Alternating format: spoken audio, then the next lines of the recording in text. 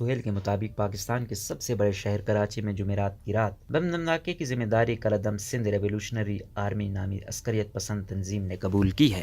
اس دھماکے میں ایک شخص جاں بحق اور 13 زخمی ہوئے تھے۔ یہ بم دھماکہ جمعرات کی رات کو تقریباً 11 بجے کراچی کے ایک مصروف علاقے میں یونائیٹڈ بیکری اور مرشد بازار کے قریب ہوا۔ یہاں آس پاس کھانے پینے کے ریستوران اور دودھ دہی کی دکانیں ہیں جہاں شام کے وقت آ کر لوگ بیٹھتے ہیں۔ جس جگہ دھماکہ ہوا اس وقت اس مقام پہ کوسٹ گارڈ کی گاڑی موجود تھی، چنانچہ خیال کیا جا رہا ہے کہ نشانہ کوسٹ گارڈ تھے، تاہم حکام نے اس حوالے سے تصدیق نہیں کی ہے۔ ضلع جنوبی کے D I G police Sharjeel Kharal نے میڈیا سے گفتگو کرتے ہوئے کہا کہ وہ نہیں سمجھتے کہ کوئی ادارہ یا مخصوص گاڑی اس دھماکے کا ہدف تھا، تاہم سندھو دیش ریولیوشنری آرمی کے ترجمان سوڈو سندھی نے اس دھماکے کی ذمہ داری قبول کرتے ہوئے کہا کہ ریموٹ کنٹرول بم دھماکے سے کوسٹ گارڈی کو نشانہ بنایا گیا تھا۔ ترجمان کے مطابق SRA سندھ کی مکمل آزادی تک مزاحمتی جنگ جاری رکھنے کا عزم دہراتی ہے۔